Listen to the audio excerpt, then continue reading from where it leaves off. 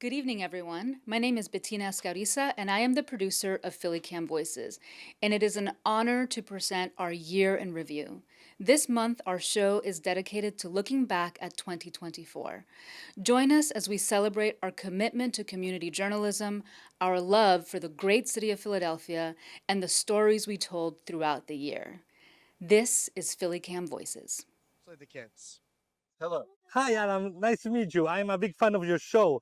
What is a message that you would like to share with all your fans here in Philly and around? Oh, the message that I would like to share is to share.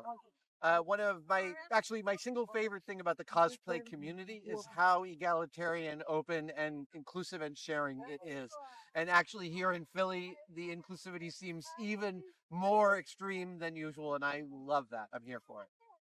Thank you very much. I love your show. And what is next for you? Like, what are you working right now? Well, right now, I'm still just building stuff in my shop for Test It, my YouTube channel, and there's no end in sight. I'm having the best time. I'm doing, I think, 11 cons this year. So it's basically tested and cons. Okay, that's magnificent. I hope to see you soon, and thank you for sharing with us. Thanks very much. Hello, my name is Barbara Martin Ellis, and I am a Voices community journalist. I recently spoke with Oye Wume Oye Mi, Philadelphia's Youth Poet Laureate. She's a senior at Cristo Rey High School, headed to Harvard University in the fall. We spoke about her family and what it means to serve, and share her poetry as Philadelphia's Youth Poet Laureate. But first, she shares the beginning of her poem, When Sirens Are Your Lullaby.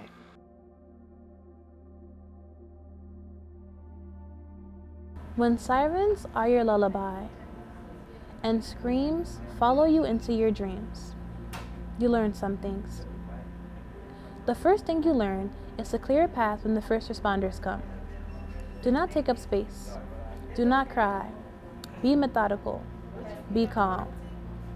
The second thing you learn is to comfort the younger ones. Send some to bed. Corral others into the warmth of your arms, the only stability found in a rock's foundation. The third thing you learn is to comfort the older ones. Provide solutions. Provide instructions. Radiate calm that they can draw from. Water in a barren wasteland. The fourth thing you learn is that your body will make itself known eventually. The numbness will fade. Memories will flash through your mind like lights. Moments once negligible, now encircling you. When sirens are your lullabies, and you have seen one too many famed members carried away, some never to return, you learn to push things down, and down, and down, and down, until they are so deep even you cannot find them. But make no mistake, they can find you. Philadelphia is a city with a vibrant LGBTQ+ community. Every year on March 31st, the city celebrates Trans Day of Visibility. This year, the William Way Community Center hosted a special event to mark the occasion, Trans Fashion Show. Trans Day of Visibility means representing the fact that we're here, just making sure that we are making our voices heard. When you come out, you kind of go through a process of getting a whole new wardrobe and figuring out what it is you actually want to look like and not just what you think you should look like. And fashion also says just about everything to the rest of the world about yourself before you open your mouth.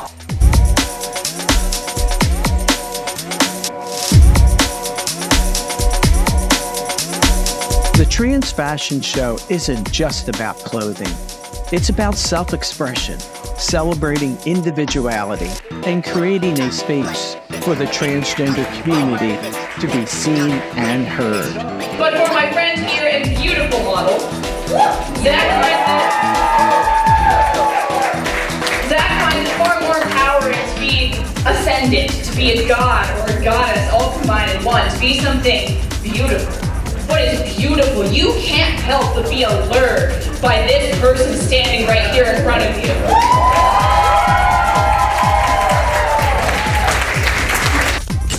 The energy at the William Way Center is electric. The fashion show is a celebration of creativity, resilience, and the beauty of being trans.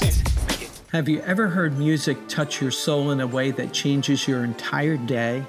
Well, that's exactly what the Philadelphia Orchestra's Here initiative is doing to Philadelphians all around the city. We got a glimpse of what the Philadelphia Orchestra is doing outside the concert hall.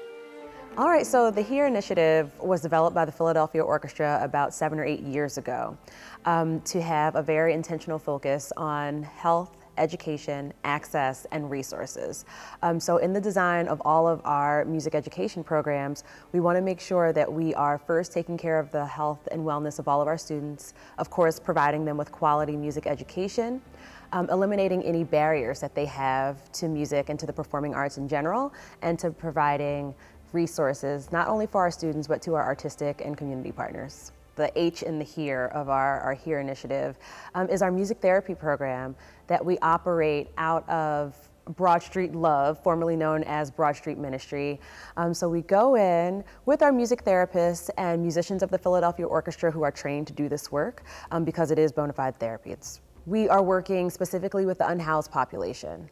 And so you kind of get the full scope of issues. I mean, in Philadelphia, there are a lot of quality of life issues. A lot of times, the things that we cannot say and express to people, we can do so through music. And so no experience with instruments is needed. You can come in, you can pick up a drum, a guitar, you know, some maracas, and kind of just talk and release those emotions and those experiences through the making of music. The second key component is that education piece where we are providing high quality music education programs. So the school ensemble program that we run at Kip West Preparatory Charter School in West Philadelphia, where, you know, a lot of families in that neighborhood are living at or below the poverty line in our city. It was started about 7 years ago as a pilot to see what happens when you fuse music education into the core curriculum. And so we started off with just a strings program. And here we are about 7 years later. We have a full orchestra. They have a jazz band that's called the Bounce Band. But our student musicians there play everything from classical music to jazz to hip hop. I play the bass guitar, and then I just started trombone recently. I play the trombone. Well, I told her that I wanted to play a string instrument, and she said I should play the cello. Then after playing it, I fell in love with it. I'd love to know how you're impacted by the work that you've been doing. Wow. I mean, your work definitely impacts people Yeah. who watch it, who Yeah. learn from it, but how are you impacted by doing this work? Wow. I would say for me, personally, the impact is being able to go and talk to all kinds of people, right, and interview them and call them and whoever their people are who try to protect them, right, to break through that and actually get the person on the phone, get them to agree to do an interview. You know, I'll meet you wherever you want to get beat. You know, you don't have to come to the studio, come to your office, I'll be there. So to me, the impact has been, it's making me a better storyteller. It's given me the confidence to go out and get the story, including like just one real quick example. I had a story I did on diversity in the IT, and I was scheduled to do the interview on March 13th, 2020. And the guy was like, yeah, well, you know, we could do it next week or the week after. I was like, no, we got everything set up. Let's do it today. We're going to do it today. And he said, oh, okay. So we did the interview and everything, interviewed another person that day. And the funny thing was, or ironic, there was no Wednesday after that.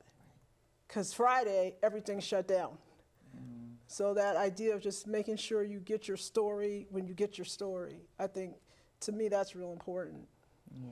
So when you look in the mirror and you see the impact on you, what is it that you see? Are you encouraged? Are you?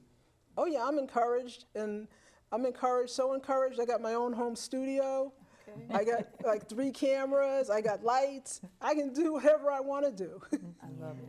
I love it. I love it. How about the impact on you? the impact that it's had on me is really powerful, because when I see the impact that it has on others, that their voices are being heard, and knowing that I helped that to come through for them, it's it's such a great feeling inside to know that you've helped someone to express themselves and to get their issue out there for the world to see.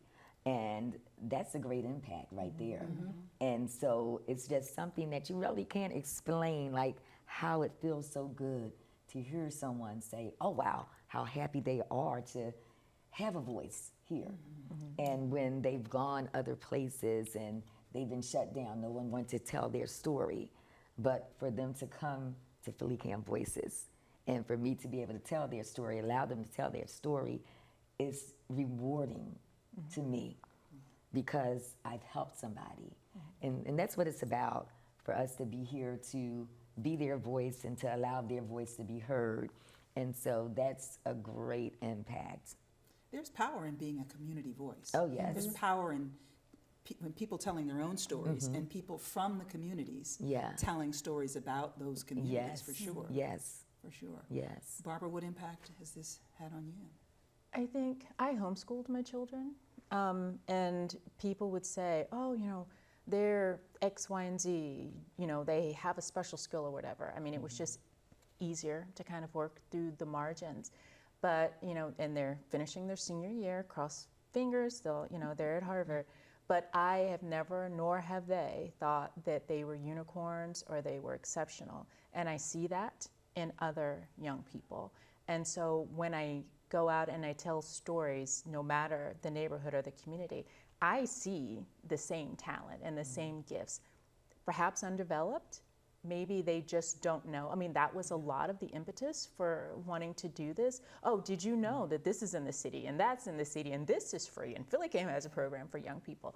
Like, that's really at the heart of what I wanted to do. The city and the people in the city were incredibly instrumental in our journey, but they're still here. And so wanting to give voice to all of those nonprofits and all of those organizations that are there working with young people in all kinds of areas, in the arts, in STEM, and all of that. They're all here. We're in the process of creating a movement language called Move English, which each move corresponds with the word that is either spoken or not spoken. So the word the is like boom, and the word where is like, it also involves the whole body, but there's gestures and body motions that have a word for word correlation.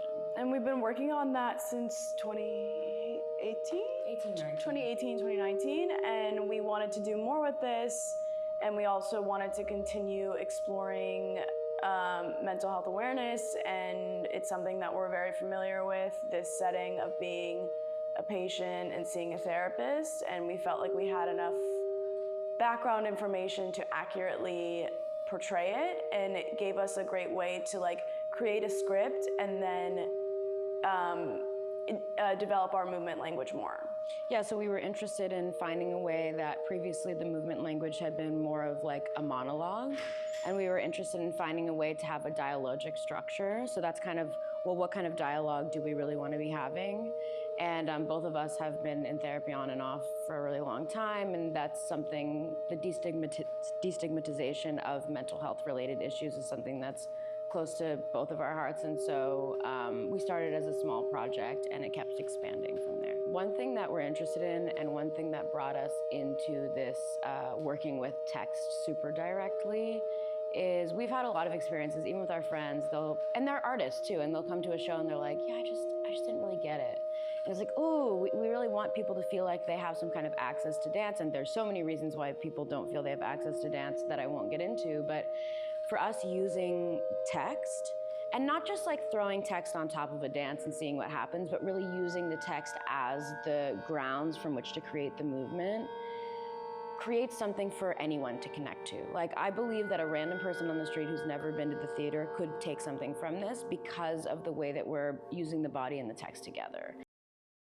For 13 years, Black Star Film Festival has been a space for all to tell stories that highlight community, love, and humanity. This year's festival outdid itself a celebration of culture, creativity, storytelling, and was definitely one for the books. Love this festival. I think it's like a big family reunion, and I think the films are so special and nourishing in general. I feel like it's like an alternate universe when I come to Black Star. I just like watching movies, and I love that this is like a Black and Indigenous film festival specifically. So I wanted to come back and volunteer just so I could get back to the community here in Philly, but also the community of filmmakers. Major reasons why I like to come out is just to be able to connect with other artists that look like me, and gives me more insight to see how I can further expand my artistry. I moved to Philly in about 2017, and it's just really good to be able to see a large gathering of us.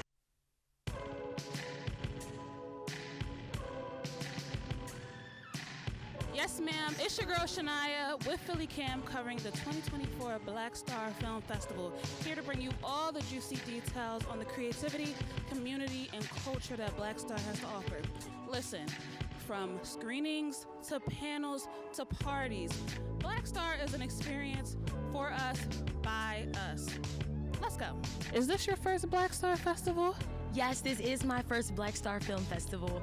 I'm here again in partnership with StoryCorps, and we've been here. We have our mobile truck, and we've been, collecting stories and, about different Black filmmakers and, editors and different things like that. And it's been an amazing experience just to see so many Black creatives in a room. Absolutely. What are you looking forward to at this year's festival? We are on day 3. So what have you gone through? What are you looking forward to? I'm just honestly looking forward to, which I already have been, but just, the feeling of being empowered and being able to be in such a powerful room, with so much great networking. I've seen so many amazing Black creatives, filmmakers, dancers, singers, so many different artists. I think it's just so cool to see so many things that I didn't even know existed, or people doing things like I didn't even know that there were film critics, or people doing that as a full-blown career. But me being able to see that and seeing people that look like me and you, being able to do that, I think that's so cool, knowing that there's endless opportunities within this industry. Absolutely. And so I want to know, what has been one film or panel that you have viewed that you really took something valuable from? So I haven't had the opportunity to see a film yet, but I am so excited to be able to see which I have made plans. Tomorrow is an Audre Lorde filming, and I am so excited because I am a great fan of Audre Lorde, and I cannot wait to be able to see her film tomorrow. I love Audre Lorde as well, and I'm really excited not only for the film about her life, but they'll be doing a panel discussion a little bit later in the.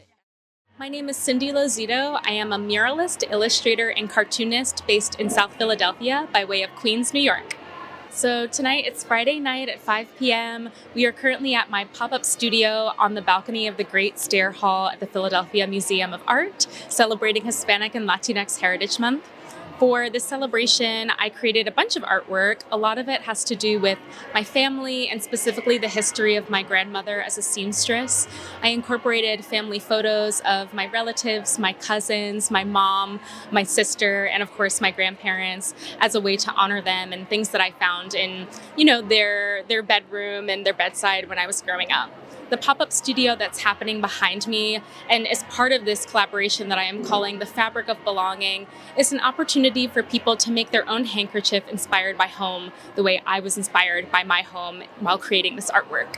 This particular event, it's just been so wonderful to see people engaging with my artwork, but also spending time thinking about what makes them feel like they're at home, how they feel like they belong, and expressing that through the artwork. When I was working on this project, I really dug deep in my memories and thought about what was the food, what were the thoughts that, made things feel like they were homey and felt for me like they were a sense of belonging. And it's really fun to see people have their own take on that through things like florals and images of home and just whatever that means for them, however they feel safe and secure within the confines of artwork.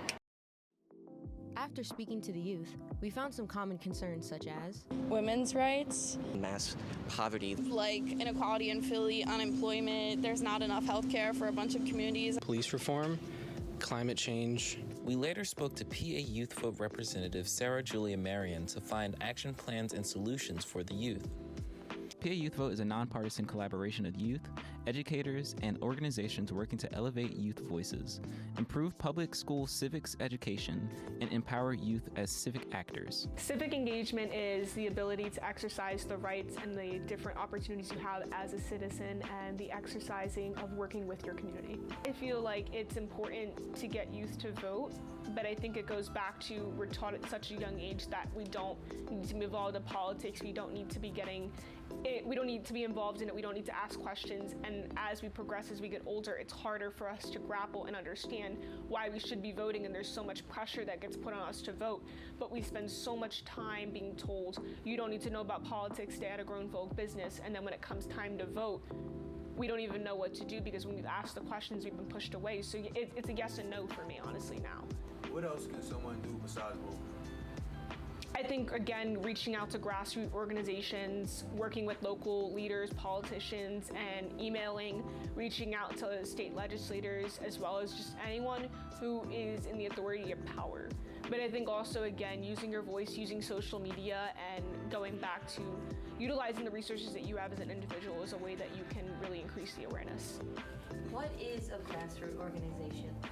A grassroots organization is an organization or a group of individuals that work to help implement change throughout different practices and policies and procedures. And a lot of the grassroots organizations that I've worked with have been specifically with high school students, where we've been learning how to get civically engaged, how to engage with our government, ourselves. We're learning different opportunities and different ways to be able to engage with our local leaders, and also creating the change throughout the initiatives and things that we feel are important in our communities. Do you think voting is enough to change a community?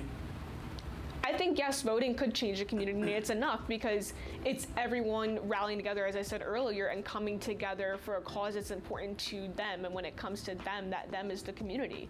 And a community can affect a state, a community can affect a city, and a community can affect the world.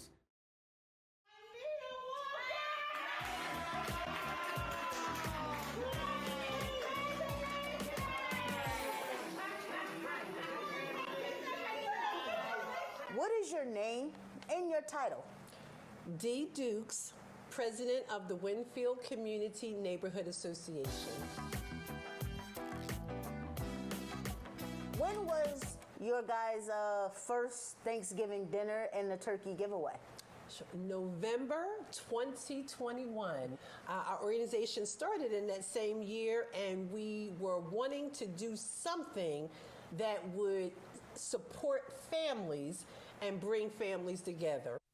Can you tell me, where did you get the idea? I thought about when I was growing up, and we came together as a family to have a sit-down meal. And as a new organization, we wanted a way to build relationships, but at the same time, it was our mission to bring people together. Arisa brings us a segment recorded during the 2024 Philadelphia Fringe Festival featuring 2 dance performances. Let's see what they had to say. My name is Vasiliki Papapostolou. My artist name is Tarantism. I am from Greece. It's my first time in the USA.